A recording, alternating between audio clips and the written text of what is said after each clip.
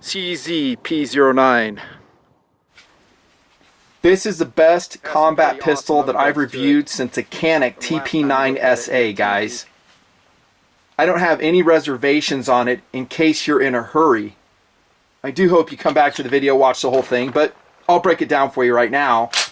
If you're looking at the CZ P09, considering your next non-Glock, non-SIG, non-XDM, non-major player, I'll talk about that, go-to-war handgun, and you're looking at the P09, just buy it. You have my approval. I basically have no reservations on this gun, dudes. No major reservations. From what I know now, and sometimes, you know, I find something out later, but from what I know now, GTW, baby. Excellent. I mean, it really kind of cures some of the gripes I had about a couple. What I reviewed in 2009, and I have reviewed CZ through the years, the SP01 Phantom, now discontinued, I think.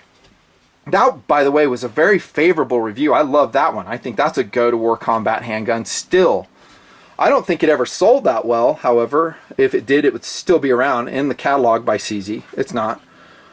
Fast forward a year or two after that, I reviewed the CZ P07 kind of compact duty model, and I did not like that one. It was not very reliable. We had several jams in it, failures to feed. Watch the review. We had bought both those guns. We have since pitched both those guns just for, you know, getting money back in the project and making room. We don't need all that stuff. That's just the way it works. And now we got this one, the P09, and dude, I don't know if I ever want to sell this one. Seriously, it's that good. I'm going to show you some major players on the table, things I've talked about through the years.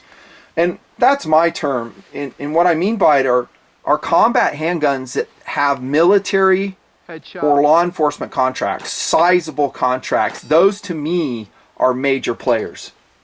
Headshots. They have all types of track record out there because so many law enforcement and military entities have used them.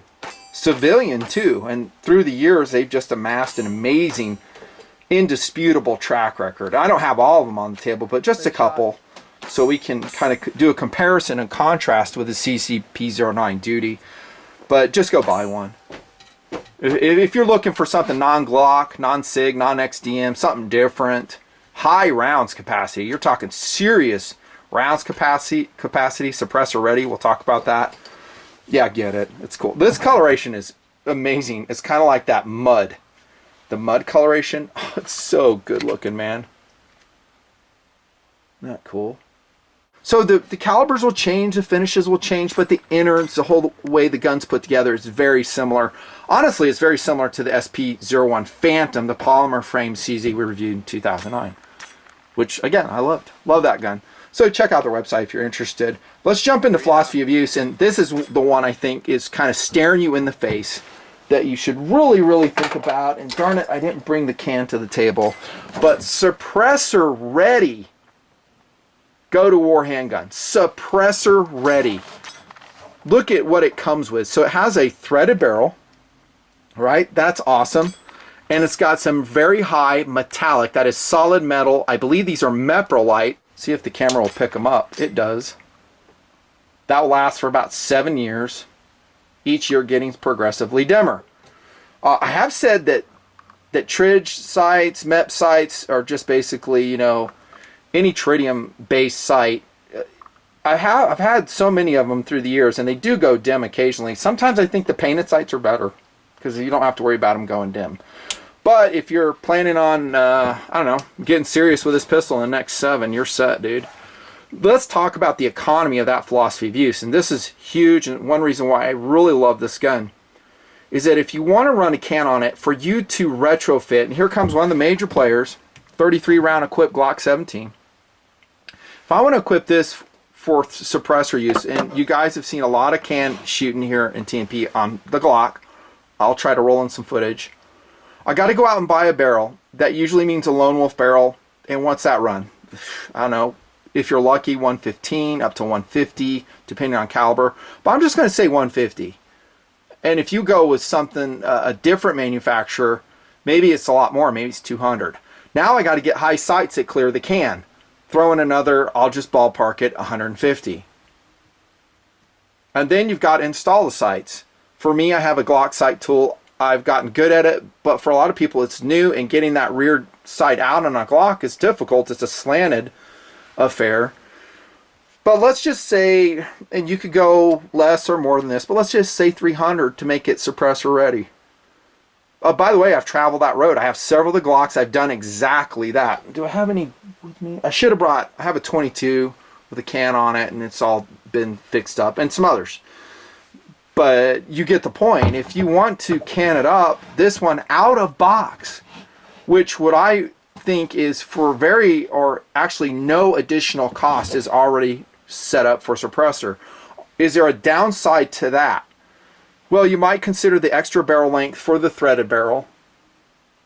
You might consider the very high sights, which for you would go, well, you know, I'm not going to run a suppressor on it. The high front sight blade will grab on stuff. Maybe I don't need that. I think that's all valid reasons not to get a P09, at least in this configuration. I get it.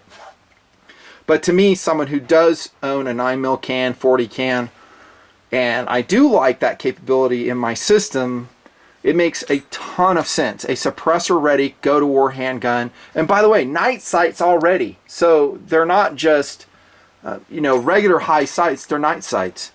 And the ones I've been putting on, I'm trying to remember the brand. Are they Ameriglows? I think they're Ameriglows, the high night sights. There's not a ton of silencer sights that are this high, that are tritium, that will fit, well, whatever pistol you want. I mean, even Glock. There's not a ton of them. There's a few of them out there. I just don't think there's a high demand. That being said, and when I go to accuracy, we'll talk about the sight presentation and another upside of that. But I think suppressor ready, absolutely. How about competition philosophy of use? I think almost like no other pistol, the CZ line and the CZ brand is known for their competition participation. They have superb single action competition pistols. I've talked about it in the past. They have a long track record of competing in this event, that event. They have a shooting team that is superb. Not just that manufacturer. I mean, Springfield does too. Rob Latham, the gang. It's not just CZ, but I will say that CZ has a lot of experience in it. I think that you could run the CZ P09 out of the box in a number of competitions. I could be totally wrong. Totally wrong. I mean, you'd have to look at, you know, magazine capacity, power factor, what class you're running in, are the features allowed? I don't know all that. I'm not running those competitions, but it's set up for that. And let me tell you this right now, and this is good for the competition philosophy of use. It is not super light, which for me I have mixed feelings about. But for competition use, you don't want super light. You want something that is settled down, that has quick follow-up, that feels good in hand. That's why you see the competitors running 40-ounce guns, even heavier sometimes, steel-framed guns. Watch them run, because they're very fast. These are not really go-to-war pistols. These are gamer pistols. In the term of, I'm shooting a game, I'm shooting a competition, where microseconds count, where microseconds can separate, I don't know, first place to 10th place. So any advantage you could get, it's there. Now, the competitors that I know personally, like Rob, they're very particular on what they like. They're super experienced. They know what works for them, what doesn't. So I don't know, is the trigger on the P09 good enough for them? Who knows? Probably not. But for the average Joe shooting in a weekend competition, dude, all day long. Yeah, I think the trigger's pretty good. I'll give this philosophy of use, even though this isn't a major player. This particular version of the P09 really looks like a special operations pistol. It's set up for special operations. Can set up, high sights, coloration.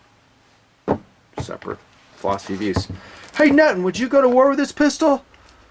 Are you talking like deep into enemy territory? Is my primary sidearm, or maybe even a secondary? Absolutely in terms of reliability. The only reason I'm hesitating is in terms of weight. Because if I go with a Glock, I'm going to save, let's see, a Glock is 7 ounces. That's my only hesitation. And 7 ounces is 7 ounces. It's a lot of weight. So I don't know. If I'm not hiking that far, if I'm a vehicle type troop, you know, striker brigade dude, yeah, all day long I would rock this pistol. I'd feel good about it from what I know now. Polymer duty gun, another philosophy of use. Police officers, would a department adopt this?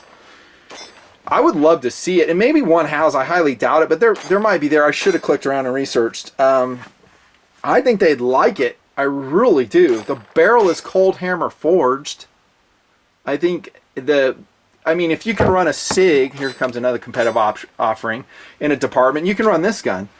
The way it's set up, these two guns are set up right now, even though the P09 is multi-configurable to, I think, manual action, safety on type affair. All day long, people could be trained on the P09. I'd love to see a department run it. It is a larger gun, though, and so for small-statured female officers, they may not dig it so much. It has a very tall grip. I think it would lose out in terms of ergonomics. Not in terms of accuracy, not in terms of reliability, but in terms of that. And then finally, I'm going to end with recreational, the standard stuff. Home defense gun, absolutely. I mean, it's got a ton of rounds. It's got a beautiful M1913 rail on it. Yeah, it'd be such a... And it's got night sights on it already. You could even put a can on it. I'm laughing because that'd be so funny if you like cap some bad dude and the cops show up and you got this thing and it's got the can on. They'd think they'd ran into Call of Duty or something. I mean, it's sick looking. That's philosophy of use. Let's go over a SAWC design and ergos. I talked about the weight. Here's the deal though, dudes. I mean, I'm going to get the scale out as we have this discussion because it's fun. It doesn't feel like 32 ounces. I mean, when I was shooting this, I didn't know what it weighed. I was thinking, it's 28 ounces. No, it's kind of heavy. There you go. 32 ounces. And then I said, well, heck, dude, that's the same size as a SIG, you know?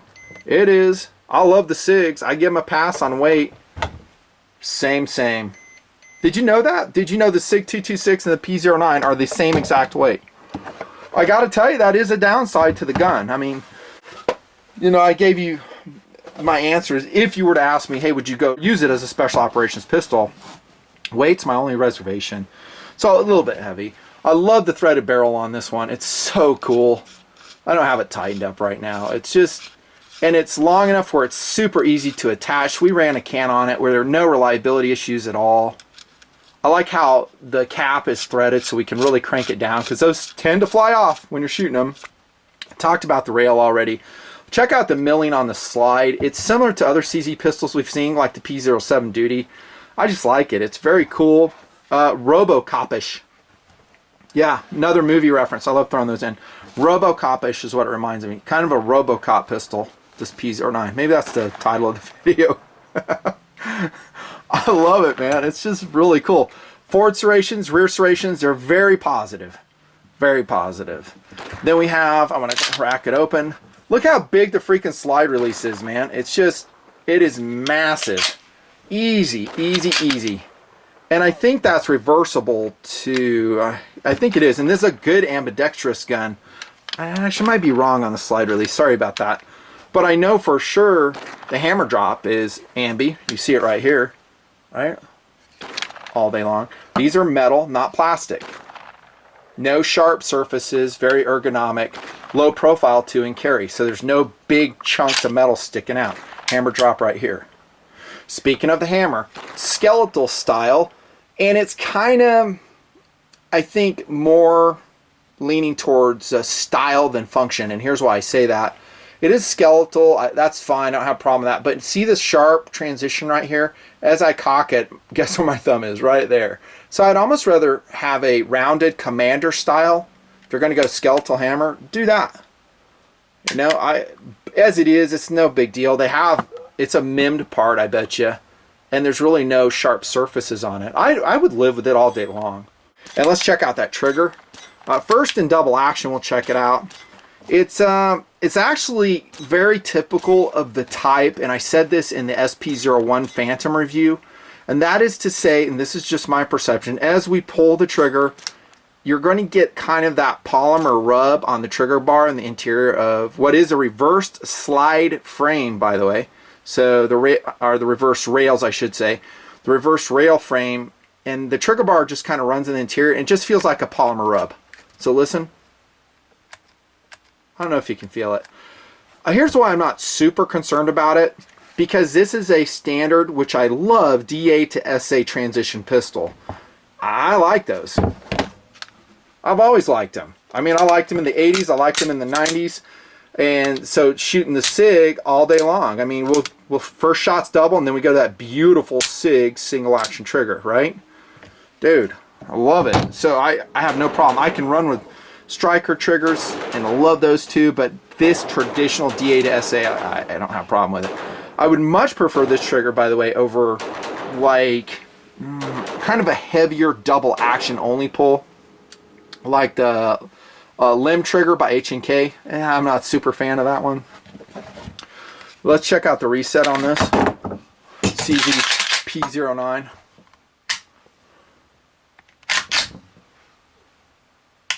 Right there if you care. Right there if you care. No magazine disconnect, so I can fire it all day without a magazine. Yeah. Hey, you shouldn't dry fire it. You could do it all day long. It wouldn't hurt this gun, says me. There's your magazine release. It does have a couple, it looks like sharp transitions here. I didn't notice them in firing though. I wasn't like pressing them and go, oh my gosh, that hurts. But I was, I think, wearing gloves, so maybe I didn't notice. They could probably do a little better rounding job on that. I do think it's reversible for lefties, but it's about appropriately sized, and so is the trigger guard. I love the CZ trigger guards. They're big for winter gloves. They have the big square face, which I really like. And let's compare it against, I'll just bring a Glock 34 here. You'll see it again. See how much smaller that trigger guard is? I've always said in my Glock reviews that I will get trigger guard rub in a Glock. I don't know why in subsequent generations they haven't enlarged it. They still haven't, but I think CZ figured it out early. This has been around a long time, this trigger guard. Notice the big undercut here for grasping, and the steel trigger.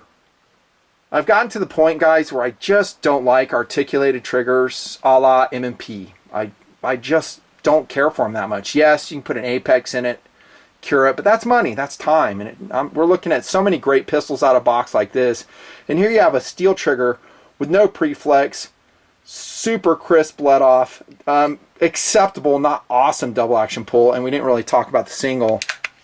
The single action, like I said in competitive philosophy views, is really, really excellent, and let's see what it pulls at. I want to make sure I don't hit the rear of the trigger guard to throw the weight off. It's a great trigger though. 4.8 on that pull. We like the trigger. I should say it is a great trigger pull, but I wouldn't say, you know, it's the best in the world. I mean, I've shot better, but for the price level, it's actually pretty amazing. Pretty amazing. The frame has some molded stippling in. I really like the side stippling. The front strap is okay. The interchangeable back strap is not so great. Tactical Dude will notice this too. He's like, yeah, I'm really slipping around on the back strap, which is interchangeable, by the way. So there are different inserts. Here's the box it comes in right here.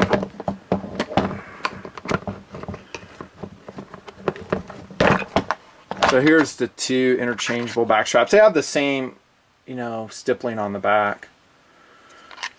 And by the way, these back straps, since we're talking about it, are a real pain in the butt to swap out. The reason is because your mainspring is held under tension by this pin. So you're going to compress this polymer rod, pop out that cross pin, and then slowly and carefully, hopefully with safety glasses, allow this polymer pin, which captures that mainspring, to come out. Once that's removed and the cross pin's removed, then you can slide out your back strap and try different ones, which I did. I tried the smaller rounded one, and it just seemed a little bit bulged, so I just went back to the flat one. But we're talking about the stippling and the traction. Could you cure that? I think what I would do if I had a P09 is I would either put a grip material on it around the tire circumference, maybe a decal grip option, or just some type of traction option on it, and run it and just try it. The downside to doing that is you're going to make the grip thicker, and I think the grip for my hands is perfect, but if you have smaller hands, that might be an issue. Also, I already talked about for smaller officers, it's tall. It's got the extended base plate on it. So that's a tall mag. Anyways, it's just something to think about. Let's look inside the magwell. Some funly going on there. Beaver tails right here. And compared against the SIG, it's actually a pronounced beaver tail. But I don't think it's obnoxious. I mean, I fired some 1911s where it's freaking obnoxious. I don't like it. But this one's fine. Let's look at firepower in the magazine. Amazing. I shouldn't say amazing because it's not like they've done anything groundbreaking to get this many rounds in it. They just put on a +2 base plate on a nice magazine, but the quality level's super high. European magazine, not blued. I think it's well, I'm not sure the finish is on it. It's not paint though. It's a really nice finish. Might be Teflon or something. Love the magazines though. But when you have the magazine in, again, tall presentation. I think that's most of the features. Oh yeah, I got to talk about sights. Look at the sight picture here. Remember what I said, competitive philosophy of use. One reason I say that, and forget the suppressor application just for a second, is because the sights are so high, so clear, and so easy to read on the CZ P09, at least this version. So they're not only tritium, but they've got a very high front, easy front blade. I think they have the right proportion of air between the rear blade. There's no reflection we noted shooting in the sun. I do wish it was serrated in the back like the Heinies are. It really reminds me of a pair of really nice Heine sights, which are some of my favorite. And do I have any here? Yeah, I do. So this Glock 34 has a pair of Heinies on it. Look at this sight picture and see how it's serrated right there. Now these G34 sights have a single trit dot front and rear. I think this presentation is a little bit better. Check that out. The colors are about the same. That wasn't even planned. And I Duracoated this like, I don't know, 6 years ago. I liked that color back then. Still like it. Great sight. So really cool sights. So these are too, but these are suppress ready and they're just marvelous. Let's look at accuracy of this gun. First, I'm going to start you off with what every manufacturer should do, and I'm going to raise it up here so you can kind of see more of the competitive offerings. Get excited now, I guess.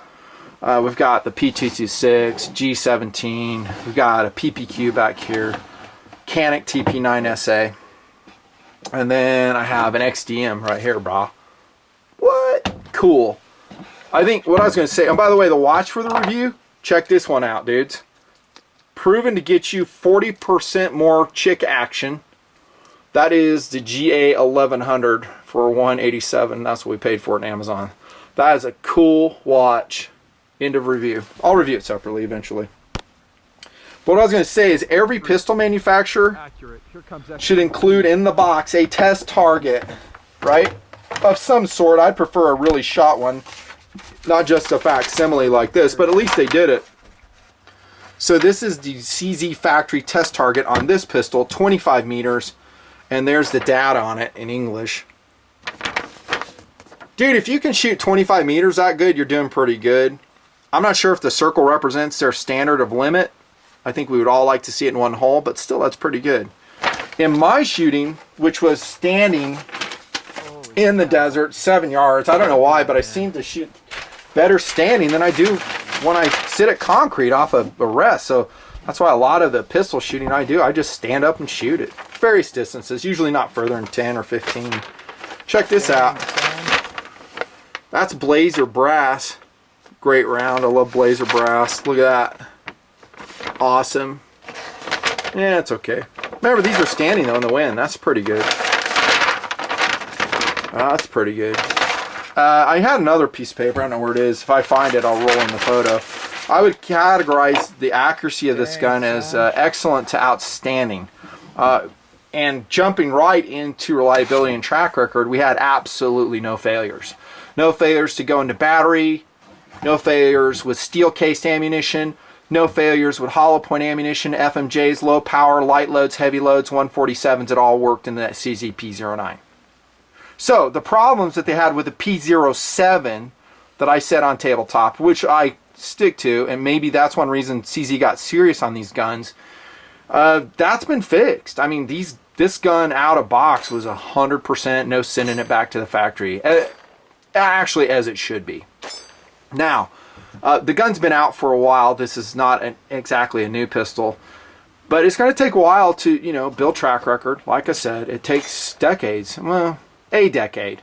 And if it could turn into a major player, that would accelerate it, you know. Because I don't think a lot of CZ pistols outside the competitive circles and the CZ fan club, which rightfully is very excited about their pistols, you know, I don't know how much they sell, you know. They should sell more. I hope this video helps. It's pretty amazing. So, great accuracy. Field strip is standard. I'm not going to waste time doing that. How about accessories? Magazines would be the #1 accessory. Once upon a time, CZ had a web store that was very accessible, unlike some other manufacturers, for whatever reason, hide magazines on their sites or actually don't sell them at all. CZ, you can usually order the mags right on their site, and usually they're not that expensive. No, I didn't check the P09. Should be out there. I did click around the internet, and I will say this, and I've said it a lot before, but I have to say it again with the P09. They weren't super available. I mean, I looked around other websites. Nope. Negative. Nothing. Didn't see CZ P09. This magazine. Then, if you, there is one site I found. I'm not going to promote them, but they're doing around $40. So that's probably the going rate, and then you're going to go just shipping. That's about what you're going to pay. I mean, SIG's no different. The beauty of SIG is you can run Mechar in it. This is a factory, but you can run Mechar in it all day long. This Mechar's rock. You can get 18 round flush fitting for a SIG, or 17 or 18, I forget. And if you go with the Mechar 20s, insane. The Mechars are awesome. As far as I know, they're not making it for this pistol, and this is what I was going to say. It's not, in terms of marketplace, it's not a major player either. So you're not going to have a ton of side options. You're not going to have any trigger options. Well, a couple. There's some CZ websites that specialize only in CZ. And magazine enhancements, I don't know. A lot of times in competitive circles, and I don't know any off the top of my head, but the CZ is a very popular pistol, and you'll see have competition-oriented enhancements to most CZ pistols. You might find some for the CZ P09. The good news is I don't know what I'd change about this gun. I wouldn't do anything to the trigger, which, harkening back to this CZ P01 Phantom, I had to do a lot to that trigger. The trigger sucked out of box, and I said so. So I took it to Yoda once upon a year, and we fixed it. He gunsmithed it, and it was, I don't know, probably 50% better after that. Single and double pull. This one, again, out of box, is pretty squared away. It's awesome. There's your takedown notch, by the way. I forgot to mention that. The two markings right there. See at the rear? Boom. Right there. Cool. I don't know. How about holsters? Universal holsters will certainly fit. Maybe something intended for another pistol, like a competitive option. This is a 525 XDM. Maybe it would fit. I don't know.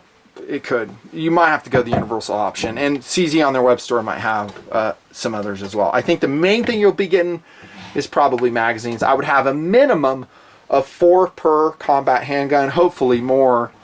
You'll probably won't need more, but if one gets damaged through the years, blah, blah, blah, you know the story. 2 come with the gun, though. 2 come with the CZ P09. And we'll end with value. I would say for getting tritium sights, we've talked a lot about that. You have a threaded barrel with a cap, the coloration. This one at the web store, or at the web store and the gun store at the top, when I did this review, was selling for $590. $590 for a special coloration, everything I talked about, suppressor ready, combat handgun, super accurate, super reliable. Only downside is it's 32 ounces. A lot of guys don't care. That's why I said buy. Hopefully you came back, watched the rest of this video, dude who left during lunch. That's why I say just buy it. Just when you think about it, competitive offerings are equally awesome, and I'm not going to diminish those at all. Showed you just now the XDM series. Love the XDM. And just to remind ourselves, I think I criticized this one for weight, didn't I?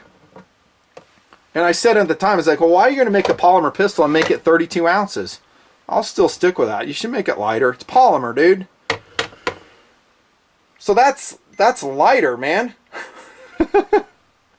That's like 3.5 ounces lighter than the P09. And that's a 525. So that's a long slide version. Excellent slide. Speaking of competition ready, XDM series.